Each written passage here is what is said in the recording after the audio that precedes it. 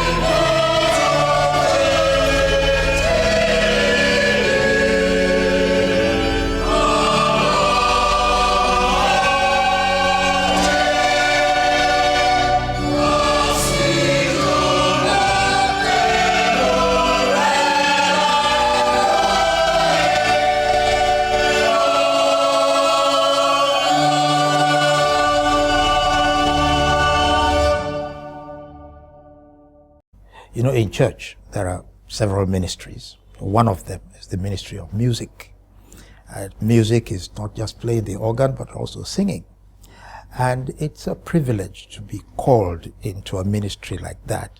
I mean, I didn't go to music school or anything like that, but God gave me an interest in church music in particular, and also gave me the talent of how to operate the instruments of music. And so, for me, it was always a privilege, and therefore required that I should take it with a very firm sense of responsibility, and also with gratitude and appreciation that God will permit me to do this. So that was my attitude to this, and that was what dominated the way that I played the organ in church. I became assistant organist in this church in 1968, and left, I retired, so to speak, as choir master and organist in 2002.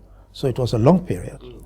But, you know, with advancing age, with other things coming in, I felt, give way to younger people, and that's what has happened.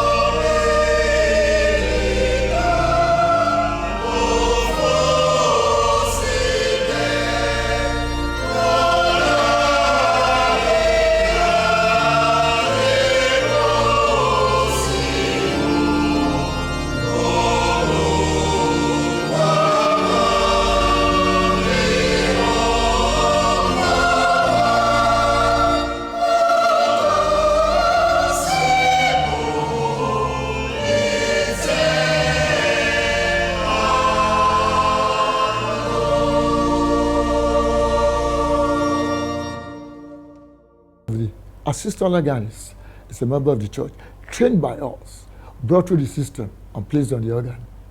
We want to do a lot more of this. We want a lot more of these boys and girls to try their hands on various instruments, not just the organ, so that service can be enriched all the way down.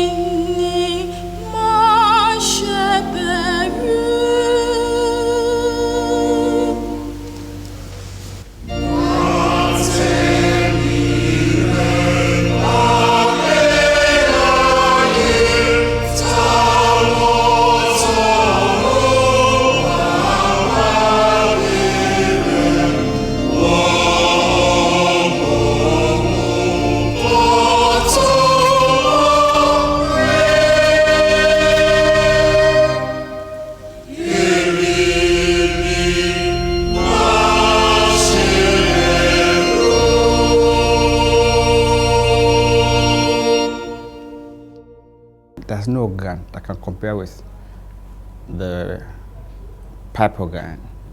Pipe organ is different. It can last 100 years if it's well maintained. But an average digital organ cannot last more than 10, 20 years. But pipe organ will be there forever. The sound is different, everything about it is different. It's just different. The church must be purpose-built, that one day it will take a pipe organ. The height must be right, and the structure must be right for it. Because it's not every church building that can take a pipe organ.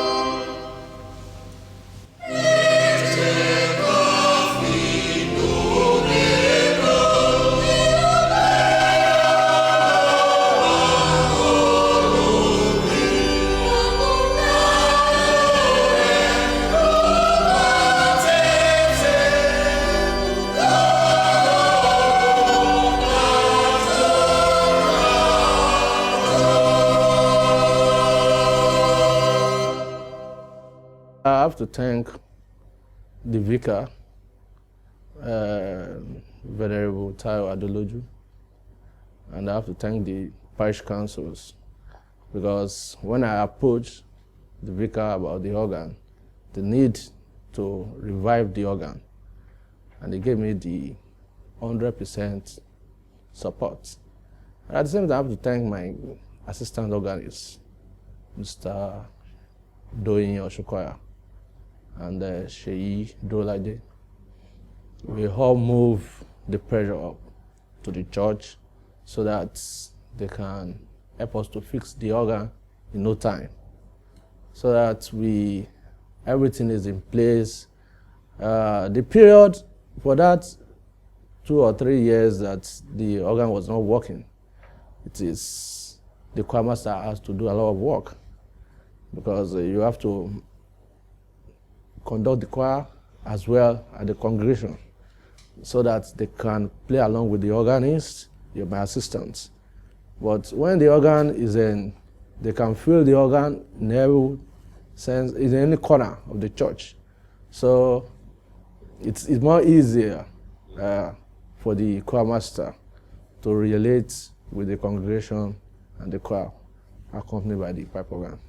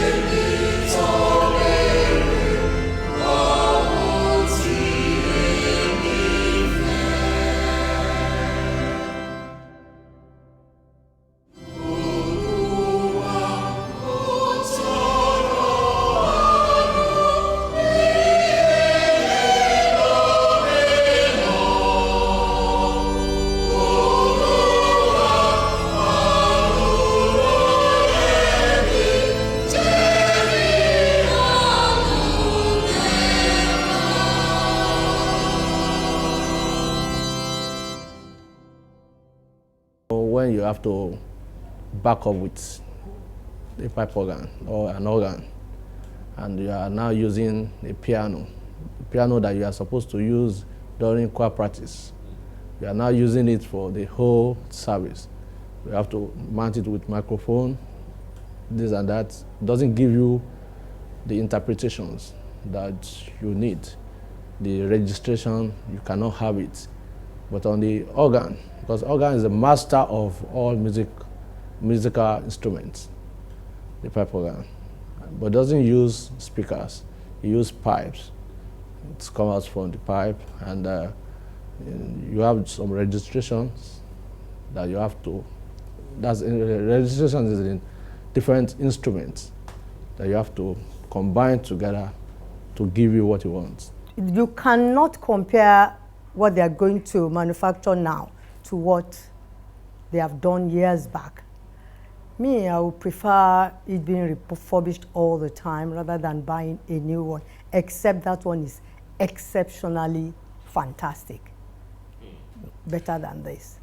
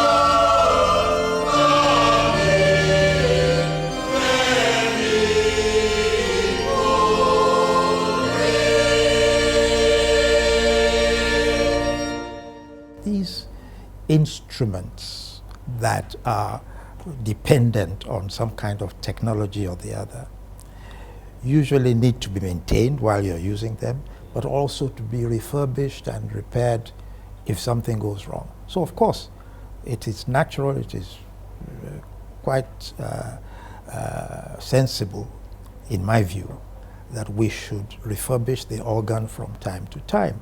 And when you know that this particular organ was first installed here in the 1930s, and that it has lasted this long, and that we've now refurbished it, you know it's natural. And so I feel that, you know, we're doing the right thing.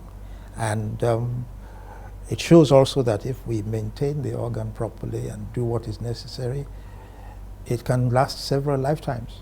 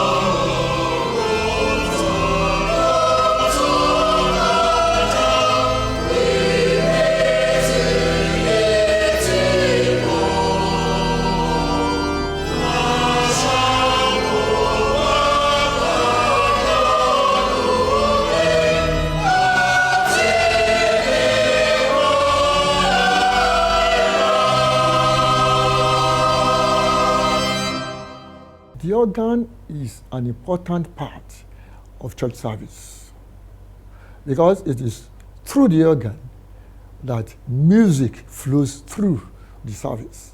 And you know, praises and songs are a way of giving thanks to God, and it's a part of the worship.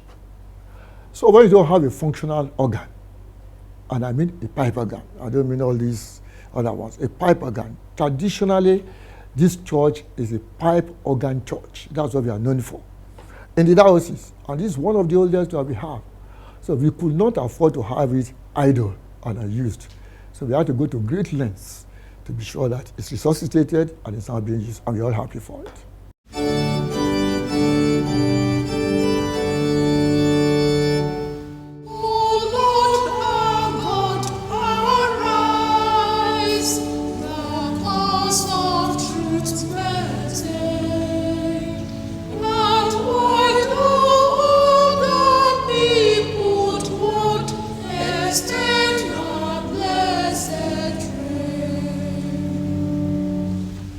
Glory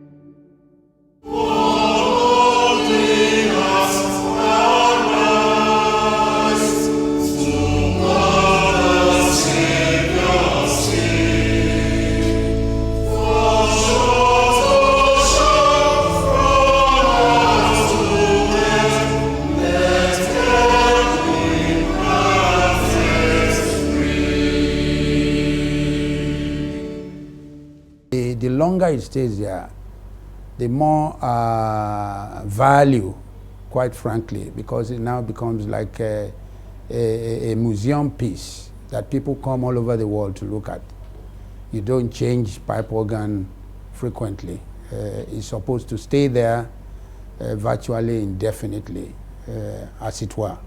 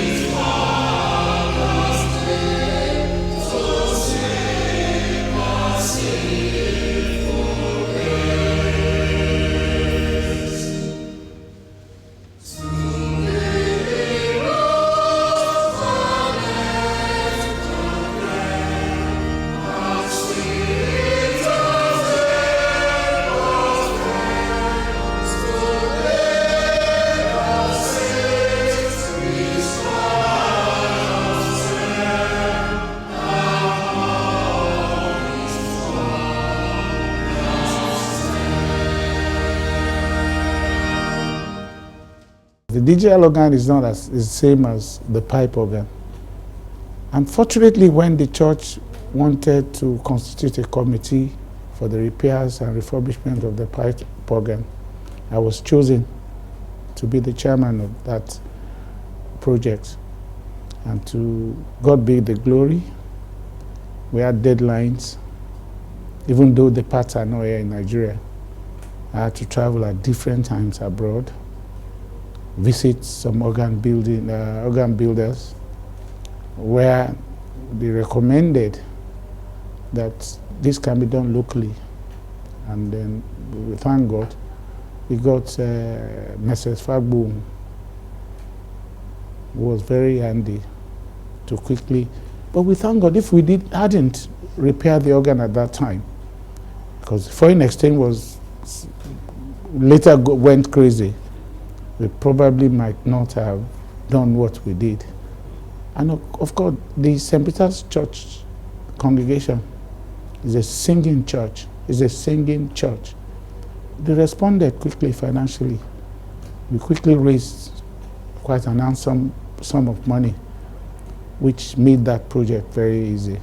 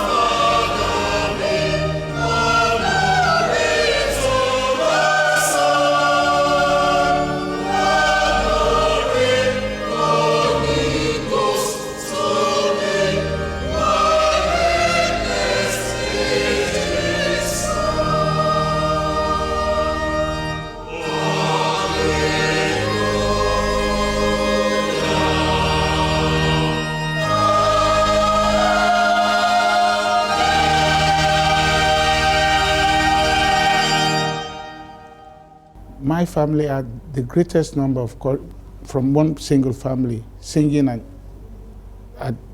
same time or different times. We were up to about 8 or 9 in the choir. Myself, my siblings, and my child.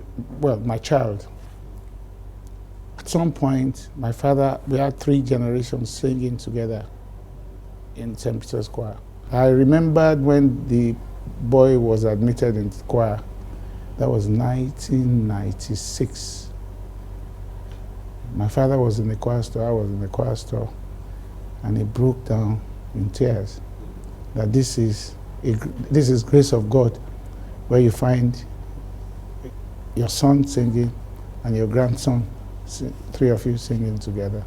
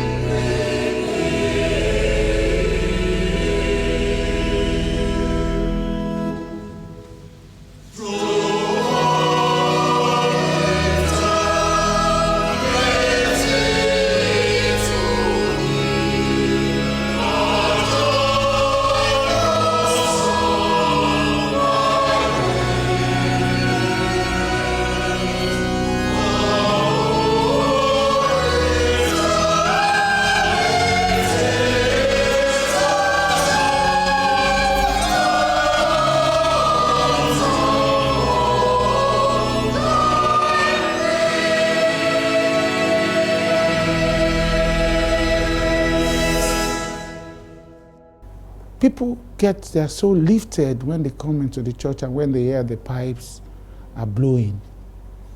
It's a furniture, I call it a church furniture that is well crafted, that when it is being played and the sounds comes into the air, suits people's mind and soul. If you go abroad, you find all of small, big churches in UK with pipe organs that are even older than the ones we are talking about, because what matters most is maintenance. And I'm sure our generation are up to the task that this organ will never die. You get inspired when you are singing and the organ it's leading you on. You feel elated. You really feel happy, and spiritually it lifts up your spirit, and that's very satisfying.